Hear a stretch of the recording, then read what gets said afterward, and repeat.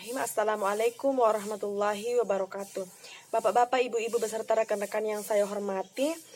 Pertama-tama marilah kita panjatkan puji dan syukur kepada Allah Subhanahu wa taala yang telah memberikan rahmat dan hidayahnya kepada kita semua sehingga kita dapat berkumpul di tempat yang insya Allah penuh berkah ini. Nah, tidak lupa pula kita kirimkan salawat serta salam kepada Nabi Muhammad SAW.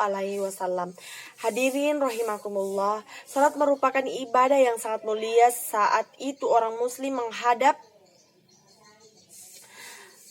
salat merupakan ibadah yang sangat mulia. Saat seorang muslim menghadap kepada Allah Subhanahu wa taala dengan tubuh dan hatinya, maka sepenuhnya seseorang muslim mempersiapkan fisik dan ruhnya dengan baik agar dapat berkonsentrasi dan dalam mendirikan sholat dengan sempurna.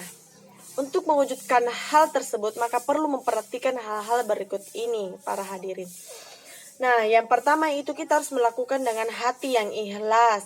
Nah, firman Allah Subhanahu wa taala yang artinya, padahal mereka tidak disuruh kecuali supaya menyembah Allah dengan menunaikan memurnikan ketaatan kepadanya dalam menjalankan agama yang lurus, dan supaya mereka mendirikan sholat dan menunaikan zakat.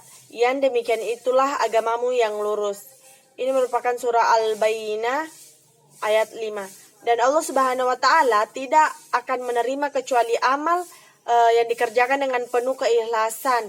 Riya dan sunnah termasuk penghalang diterimanya amal baik seseorang, atau baik itu sholat, zakat, dan lain sebagainya.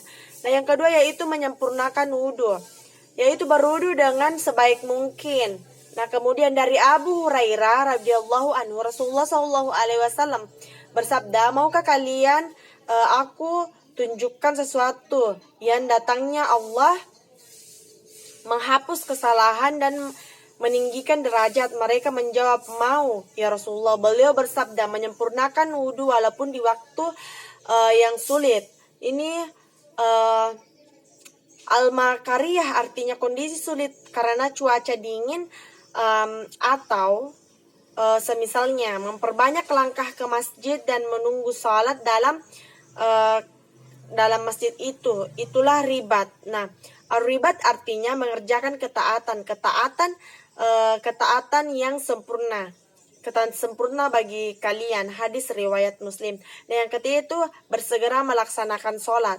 Nah, maksudnya adalah bersegera keluar rumah menuju masjid agar dapat digolongkan sebagai orang-orang yang menunggu sholat. Dari Abu Hurairah radhiyallahu anhu, ia berkata, sesungguhnya Rasulullah SAW bersabda, seseorang akan dianggap sedang sholat selama ia menunggu waktu sholat. Hadis riwayat Al-Bukhari.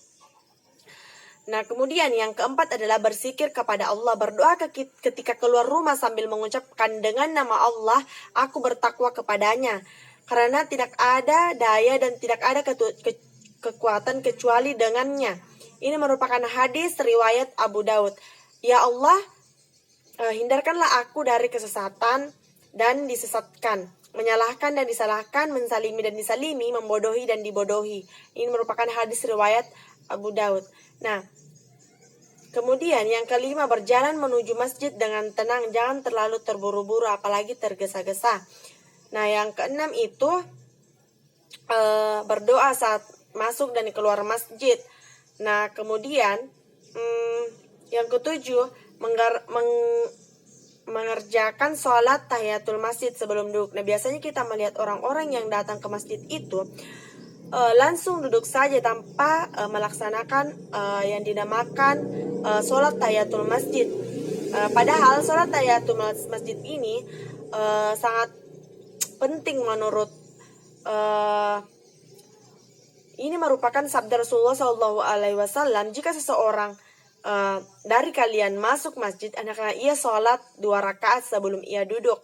Nah, ini merupakan hadis riwayat muttafaqun alaihi. Nah, yang ke-8 itu tidak menyilangkan jari jemari.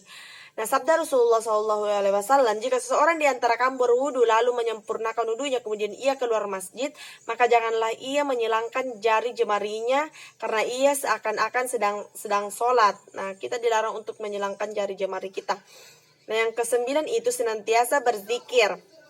Dianjurkan untuk senantiasa berzikir, berdoa atau membaca Al-Quran saat sedang menunggu waktu sholat tiba. Nah, yang ke-10 itu sholat dengan khusyuk. Harus khusyuk dengan sepenuh hati. Karena khusyuk merupakan inti dari ruh. Sholat yang tidak disertai dengan kekhusyuan itu ibarat badan tanpa ruh. Nauzubillah min dzalik ya. Dan yang ke-11 itu mengamalkan sunnah-sunnah Rasulullah Shallallahu Alaihi Wasallam. Nah, sholat adalah ibadah yang berdasarkan nada, dalil, dan contoh dari Rasulullah. Nah, hadirin rahimakumullah, mendirikan sholat merupakan rukun Islam yang kedua. Umat muslim harus melaksanakan sholat fardu 5 waktu karena hukumnya wajib. Sekali lagi wajib. Agar tidak ketinggalan, sebaiknya selalu cek jadwal sholat. Nah,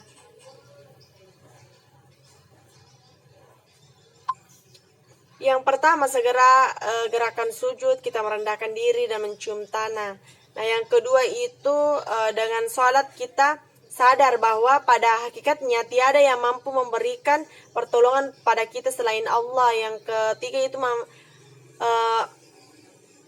ketiga dalam suatu hari ada 5 sholat fardu yang harus dikerjakan. Itu artinya 5 kali dalam sehari kita bisa bertobat kepada Allah. Masya Allah. Nah, yang keempat itu adalah kita bisa memperkuat akidah dan keimanan kita kepada Allah Subhanahu wa taala. Terus lantas bagaimana hukumnya menunaikan salat di akhir waktu?